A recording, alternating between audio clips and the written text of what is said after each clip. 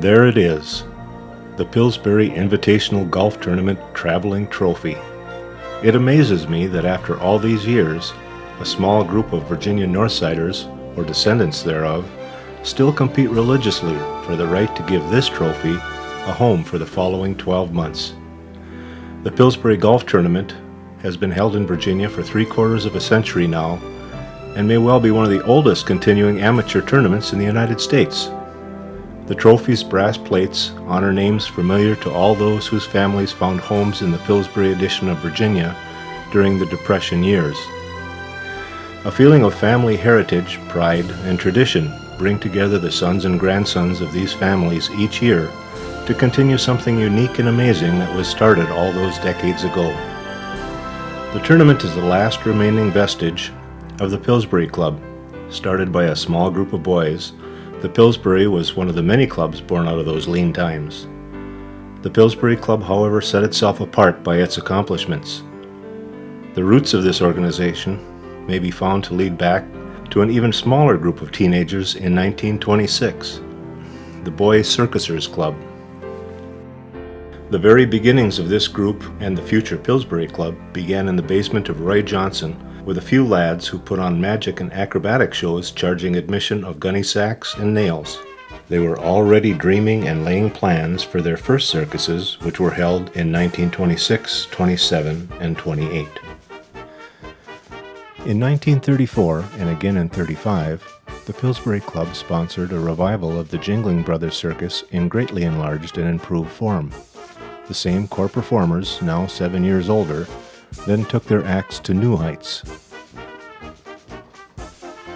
Boasting the most versatile performer in big top circles of the world, the second annual Jingling Brothers Circus, conceived, constructed, and conducted by the Boys Circusers Club of 15th Street North, will give a public performance this evening at 8 o'clock, which promises to be one of the greatest events of its kind in the entire history of the city. This was the opening paragraph of a 1927 Virginia Daily Enterprise article announcing the second annual performance of the circus. The most versatile performer it referred to was Dwayne Briers, who doubled as hoop diver, juggler, trapeze performer, sword swallower, fire eater, and chalk talk artist. Those participating in the program were Armando Papone, bandmaster, Roy Johnson, Dwayne Briers, and George Fortune, hoop divers, Fortune and Briers, jugglers, Briers, fire eater, Briers, chalk talk artist, Briers, sword swallower. Rugby Papone and Clifford Johnson were clowns, Nilo Lottie, ringmaster, Merle Briers, Charleston dancer, Edward Reed, Jimmy Trotto, Charles Minnelli, Tony Trotto, Henry Papone were the crew. Besides playing to capacity audiences in Virginia for 3 consecutive years, the Jingling Brothers Circus was also performed at several other locations, including being sent to the Cook Fair to perform under the auspices of the Virginia Chamber of Commerce. Many members of the circus's band have since earned places in musical history. Charles Minnelli is known nationwide in band circles as the longtime head of the band department at Ohio University, and previously director of the University of Kansas and an honoree of the American Band Directors Association. Armando Papone became one of the Midwest's leading bassoonists and taught music at Caledonia, Minnesota and Watertown, South Dakota. Anthony Trotto went on to become a leading composer and a musician in the era of the big band, symphonic band, and symphonic music. Maurice Guild attended the Wagnerian Institute in Bayreuth, Germany, and received his musical degree at the University of Michigan, and then taught music in the Detroit area.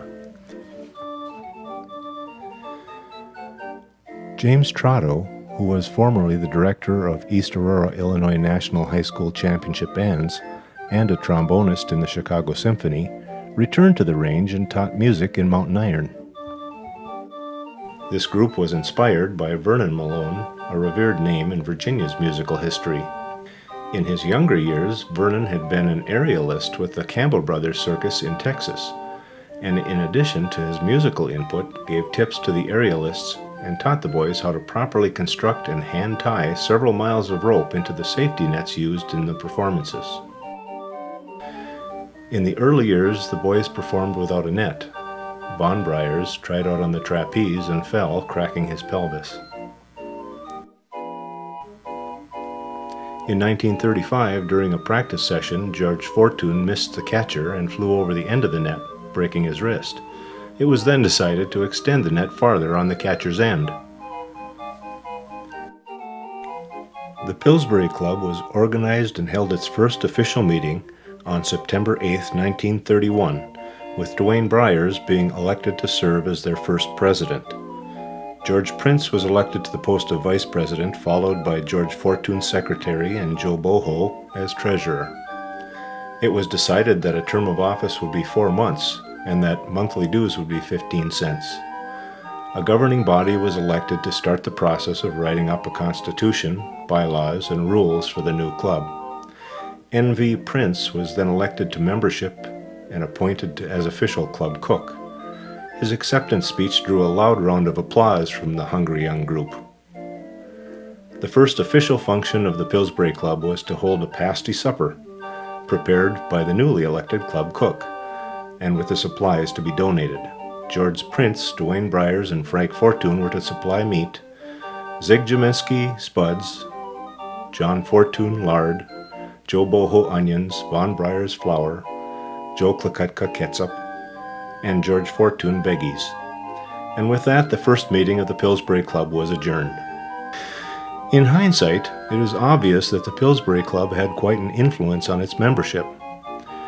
It is possible that the short duration of their terms of office contributed in a large way to leadership training they would not have been able to get anywhere else. The club also promoted its members to possible employers when job openings were available.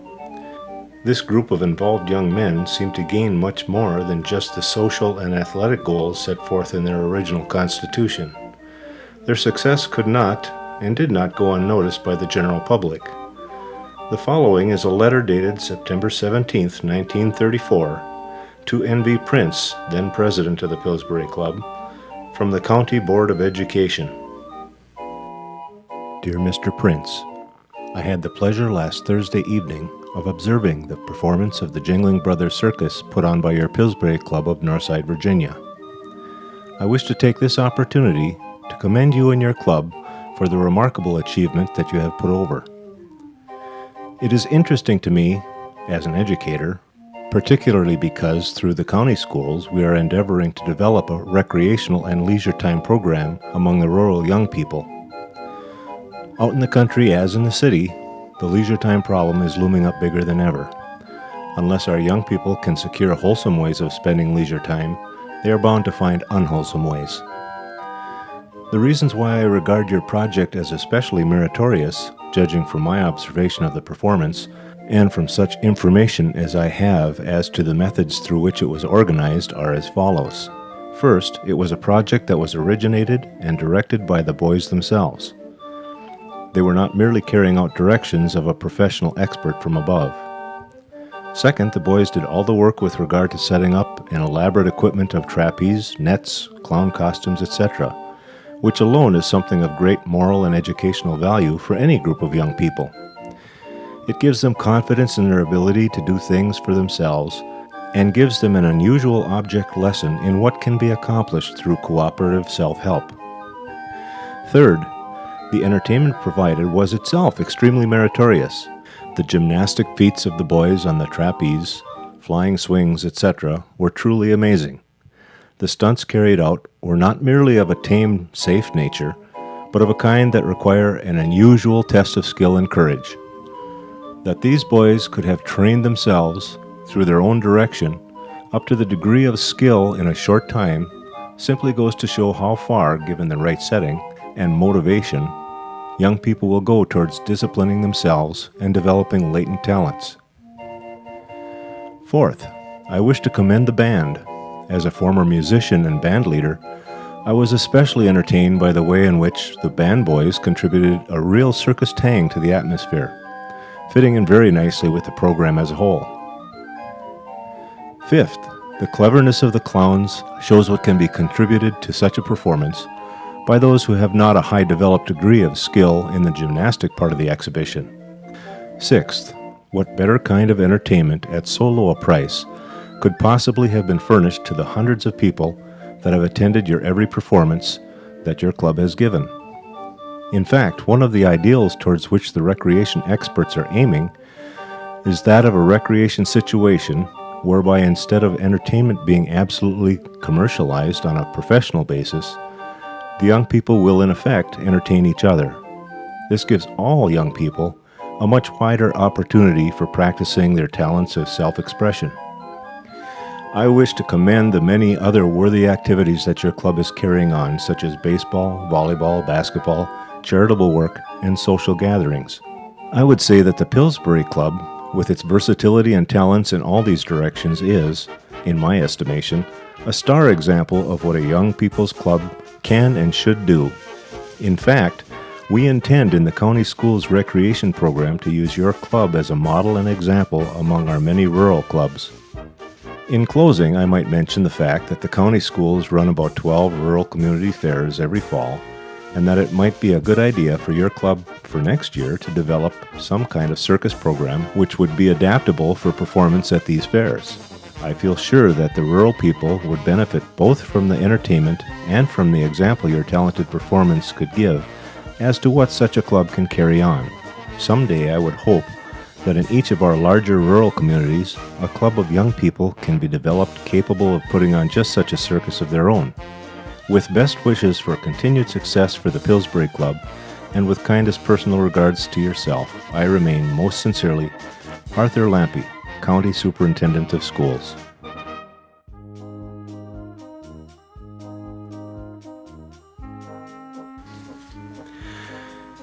In one performance, Hector Sari did so many giant swings that it is said that he wore the skin off the palms of his hands. He ran back to the changing room, wrapped his hands in bandages, ran back out and finished his exhibition.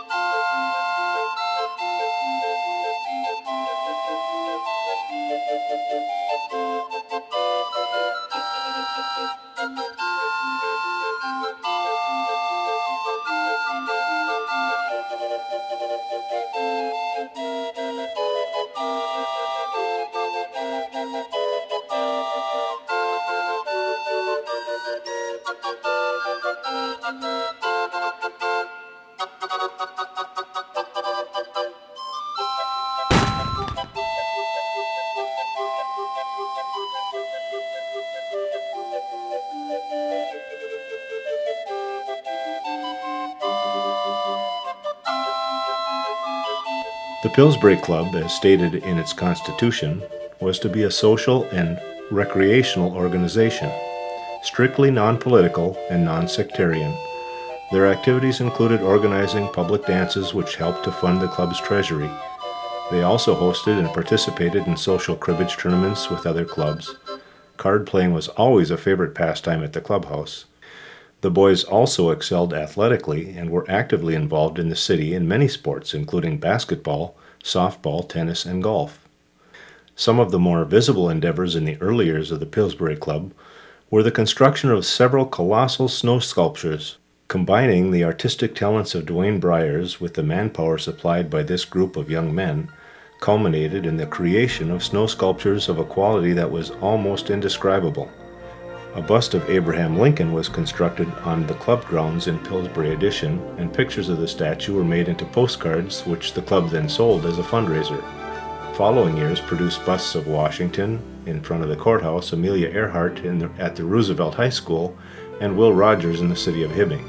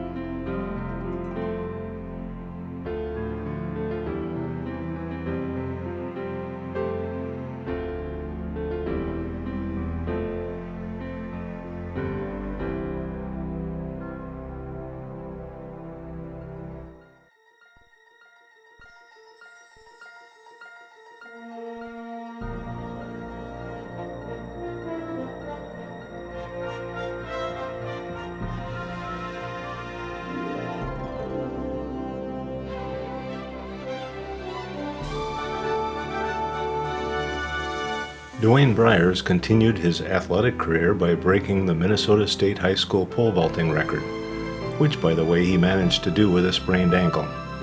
His record held until after the advent of fiberglass poles 23 years later. His local artistry still graces the Iron Range in the 75-foot mining wall mural at the Roosevelt High School building and the Lake Cabotogama Walleye. He went on to become one of the foremost Western artists in the United States.